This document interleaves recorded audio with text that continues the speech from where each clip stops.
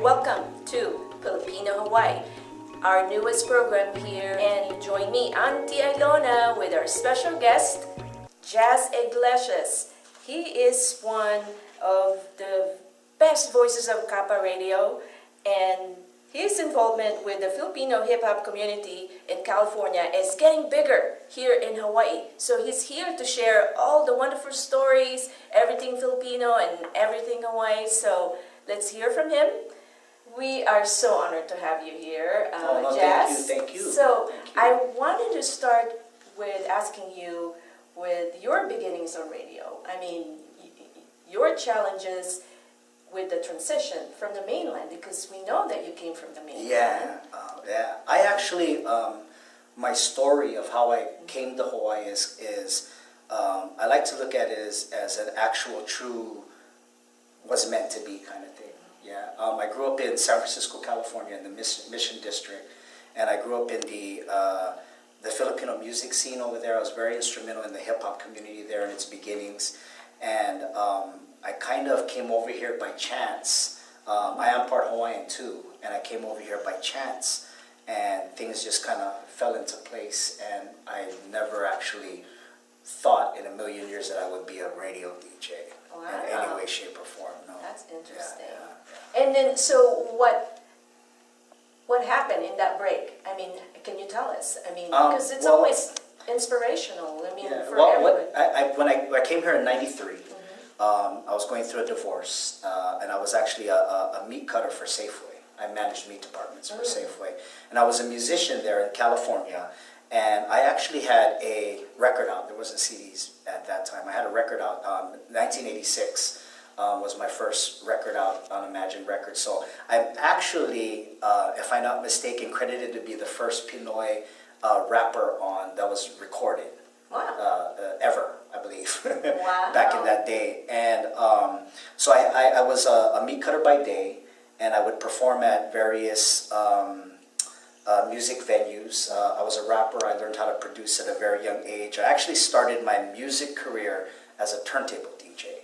I got on the turntables probably in about 1983, 1984, and in the Bay Area, in the Filipino community, that was kind of our thing. I think today, now times, it is still our thing. If you look at the hip-hop community and the growth of hip-hop through the various communities, whether it be New York, Los Angeles, to San Francisco, the Filipino communities in those areas are the ones that took the turntable to the highest that it can ever get, and why it's so big that it is today. So I actually started off DJing parties. And I have my older brothers and some of my older cousins are all kind of known musicians in California. And so I ended up getting a record deal at a very young age. And at that time, when I was in California, there was no market for me at the time. So coming out, I could sing, I could play instruments, and I could rap, I could dance. I was a great break dancer. And like I said, the music community wasn't ready for a small Filipino kid, at that time. So my project got shelved. So I got recorded, and I got played on the radio a couple of times, and the actual project got shelved because they didn't know how to market with me. I was under a management company called Bay Area Productions, who was manager of known artists like Tony, Too Short, and they didn't know what to do with me, so it got shelved. So my music dream kind of got shattered, and I stayed with the job at Safeway, and then going through a divorce, I kind of was going through some bad times, and I was with my mom one day, and I said, I think I'm going to go take a shot and maybe go head out to Hawaii. She said, why? I said, well, that's part of our roots too. My papa is part Hawaiian, and I said, I'm just going to go see. And so I didn't have any plans yet on how I was going to go.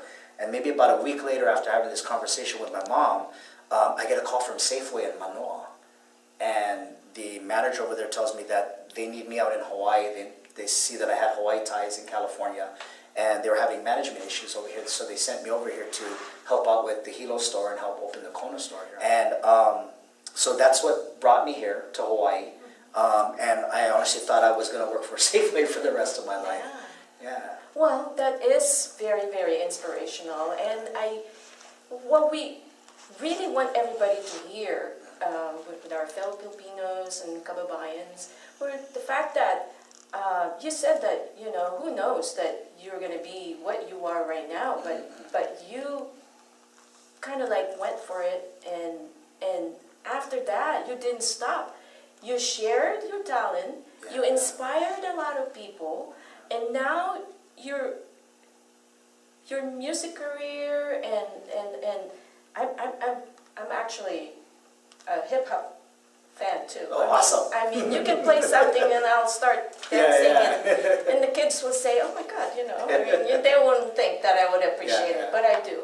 So, is this part of your calling, you think? Is this something? Oh, definitely. Okay. Well, what happened is after I got here from Safeway, I was actually they had to put me up at the Hilo Hawaiian Hotel. So I was at the Hilo Hawaiian Hotel for 3 months until I got situated and everything. They put me up, and a band was playing downstairs. And it was a band that we know today as Ehukai, that was famous for the song Molokai Slide, which won Hoku Awards and everything. And I happened to be in the bar, and you know, I had missed singing. So I watched them play, and they were singing Easy Like Sunday Morning by the Commodores. And I said, oh wow, finally I'm hearing somebody with a little bit of R&B skills over here, you know what I mean? So I went up, asked if I could sit in, and we kind of we connected right off the bat. And they said, what do you play? Because they had full instrumentation already. I said, well, I also play drums. They're not here from California, they're on the barge. And they came in, my drums came in, I showed up to a practice with them, I think on a Thursday, and then Saturday I had my first gig with them at like the Hilo State Fair, I think. And then about a week later, we got signed by Tom Moffitt and Ken Mukokane. We released our album, and then I ended up getting let go from Safeway. But on the week that I got let go from Safeway, I was recording a commercial for a concert that Ehukai was doing, and the guy that was recording me said, have never seen anybody read a script so fast, or actually, I ad-libbed the script, is what it was. He said, you know what I gotta say? And I said, yeah, and that started my radio career. Oh my God, I mean, I feel like we have a lot to touch, and you know, I mean, I hope you better make this a week-long segment for me. I know, but we gotta stop and you know, we gotta take a quick break. Okay. All right. So we're back with Jazz with this hat this time, and that must be a special hat. It is a special hat. That's why I'm wearing it. This hat is my cousin Ryan Magat in California owns this company with another Filipino guy that lives on Oahu. And so the SF and HI is San Francisco, Hawaii. And it represents the melding of the, I guess, the island lifestyle in both Hawaii and in that part of California. But it's owned by, it's all Filipinos. So there's a lot of designs with the Filipino flag and everything. And I'm just about, you know, aside from me being very, very proud of my Hawaiianness and stuff, you know, I'm very equally proud of my Filipino. Now that you mention that, I know that, you know, you're 50% Hawaiian, right? No, my bad. No, I'm 50% Filipino. Yeah, 50? and then quarter Hawaiian. Mix of everything. Yeah, quarter Hawaiian, quarter Puerto Rican, and half Filipino. Oh, yeah, but I mean, I would say that you would look like more Hawaiian, not that you're wearing your Hawaiian shirt, but I mean, than Filipino. But tell me, I mean, on this note, I mean, we have a lot of younger generation now who's into this mix, you know, multiracial blend. You know, it's like a Kuna coffee. Yeah.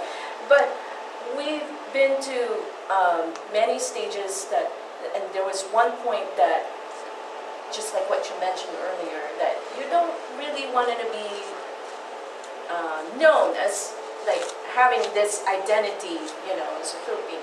But yeah, well, you know, when I first moved here, you know, I grew up in a primarily Black and Mexican neighborhood in the Mission District of San Francisco. In Bay Area, period, there's a lot of Filipinos, of course, a lot of Pinoys. But in my specific area, I grew up in more of an urban culture. So when I came over here, when I first moved over, it was a culture shock. Even though we're part Hawaiian and we have Hawaiian things that we do in our household in the mainland, it was a big culture shock to come over here fresh from San Francisco to Hilo, where I first moved. And so I wouldn't say I ran into an identity crisis, but I think I tried I tried very hard to prove of my Hawaiianness because I was in Hawaii, and I neglected my Filipino side. Yeah, so I'm 43 now, and I think it's been a good 20 years, 15 years or so where I finally kind of accepted my Filipino heritage and like so proud of it. I mean, I'm so proud of being Filipino, and a lot of it is because if you look at the music industry, or if you look at anything with art, you know, whether it be music, dance, or whatever, you look at them, there's a Filipino somewhere. There's always a Filipino. Bruno Mars? Bruno Mars, big act. Aside from Bruno Mars, what's his name? Arnell from that. Pineda from Journey, to, you know, people like Jasmine Trias, to actors like Lou Diamond Phillips. I mean, we're everywhere, and a lot of people just are now discovering that we are everywhere. And I think that now I'm doing my best to remind younger Filipinos that are around me that be proud of who you are. Don't be afraid or think that being Filipino is going to hold you back. Filipino is going to get you ahead. You know what I mean? In this day and age, it pays to be ethnic. You know what I mean? In this day and age, and to be Filipino is honorable. And I think what I love about being Filipino is that we naturally chameleon to everything. You know, we naturally adapt to everything. You know, you send us to Canada, and we're going to be one Filipino in Canada, but we're going to live like a Canadian. You know, we're not going to be out of place. You know, you throw us in Japan, and we're going to survive. You know, we're going to survive with the music. We're going to blend with the times. We're going to blend in with the music, and we're going to honor their culture as well. And I just absolutely love our food. Oh, yeah, you just can't go wrong. That's From for sure. Tagalog to Visayan, it doesn't matter. Yeah. It's all good. I mean, yeah, we always have to put the food, the music, and everything. That's life. Yeah. And, you know, no better life than being here in Hawaii, of course. So, well, I really wanted to touch on some of the organizations that you got yourself into. Like whether it's a volunteer, you know, something that would, you know, share.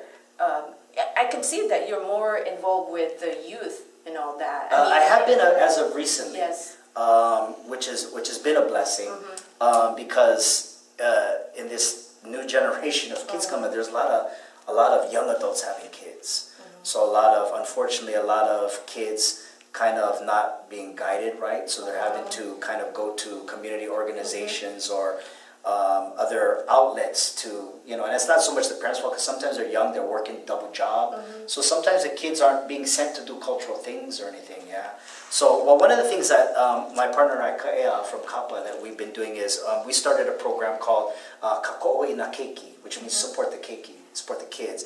And basically what we do is, through research, we found that there's a big percentage of kids on the island that are not only on reduced lunch, but also don't get lunch when there's no school. So in other words, you have a kid that is on low income, so when they go to school, they're getting a meal and breakfast, and they're getting a meal at lunch, and then they don't eat until their parents get home at the dinner time. So when summer is happening, they don't have food.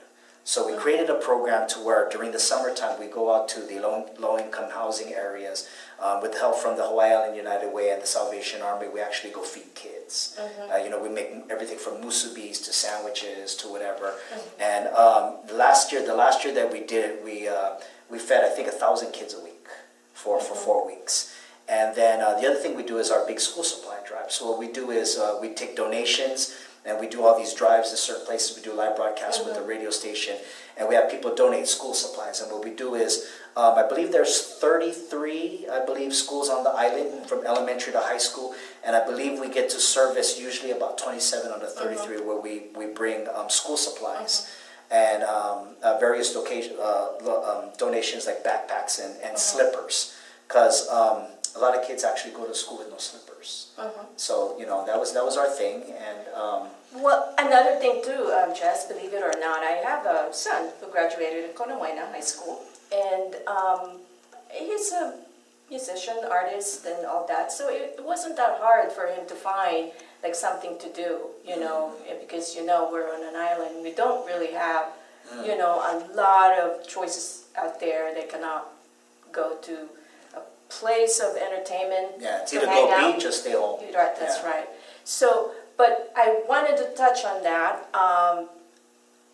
Since that you're into music and art and martial arts, you know, is this something that is gearing towards maybe having our keikis and our, you know, teenagers who's like not more of a sports, water recreational, you know, kids? Well, we're currently, my company is called the Lahui Project.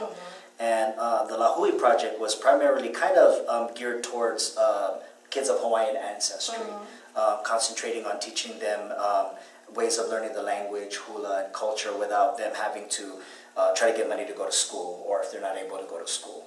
And what we also teach in that program is music, and we also have a martial arts outlet. I'm a martial arts professor.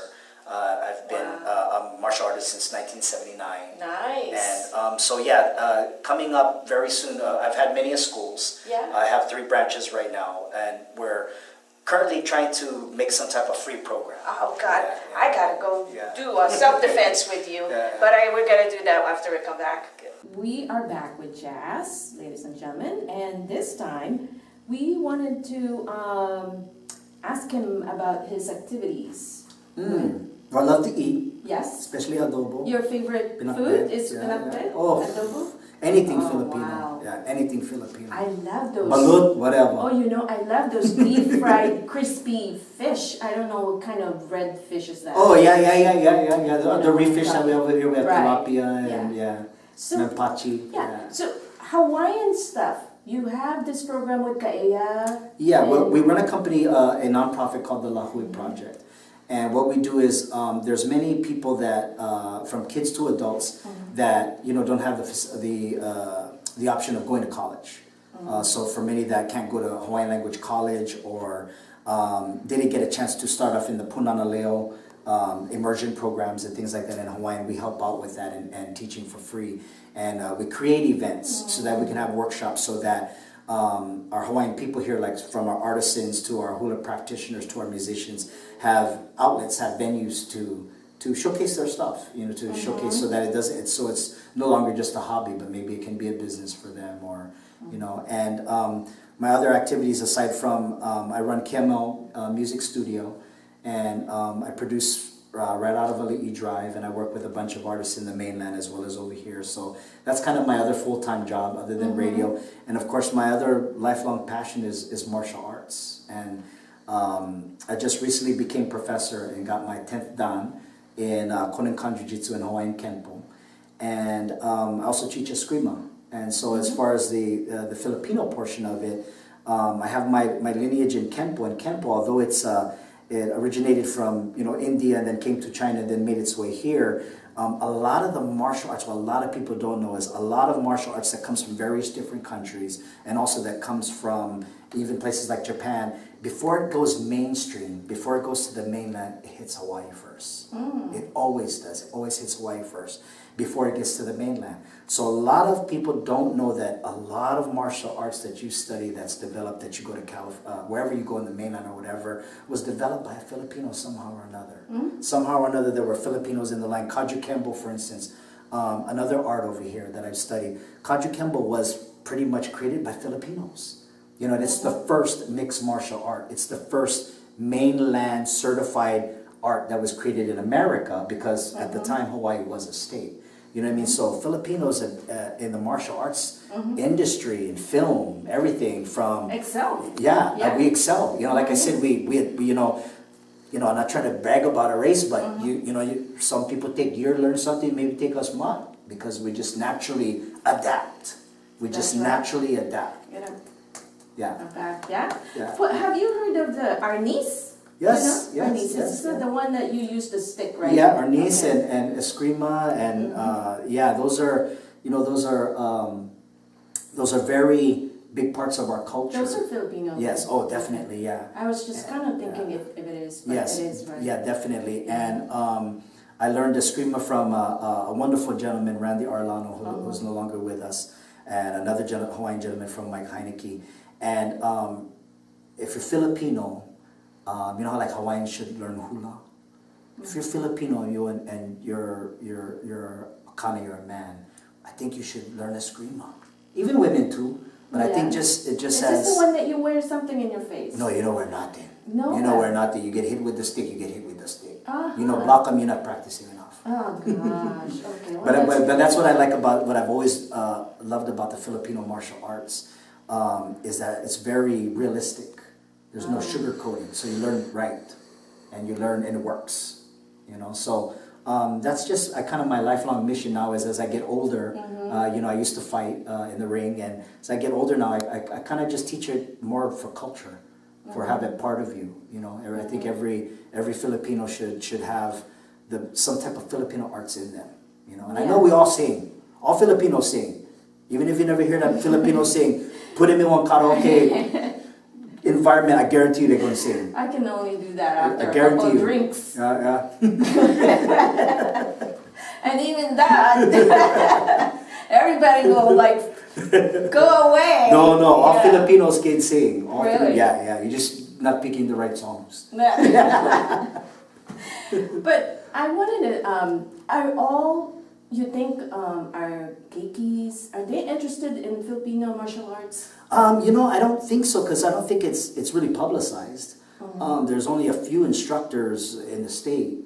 And a lot of the arts, and when you take those kind of arts, a lot of it is passed down family, you know, father to son kind of thing, so it's not really school. So when you take an eskrima class, it's not at a big dojo or anything. It's usually like 5 or 6 of the chosen guys that they, you know, sometimes they call a maestro, that those teachers choose to bring in. You know, so a lot of times is in those type of arts, you don't just go sign up for a class. It's kind of, you're kind of like chosen to join the class, yeah. But I should be starting something soon, so yeah, as soon as I open up. You could probably like publish a book about that. Oh God, if I mean, you know, we have to kind of like get it all documented, recorded for the next generation, and you know, they're just like what you said. Filipinos are jack of all trades, Yes. and lots of talent. Sometimes we don't know what to do with it, right?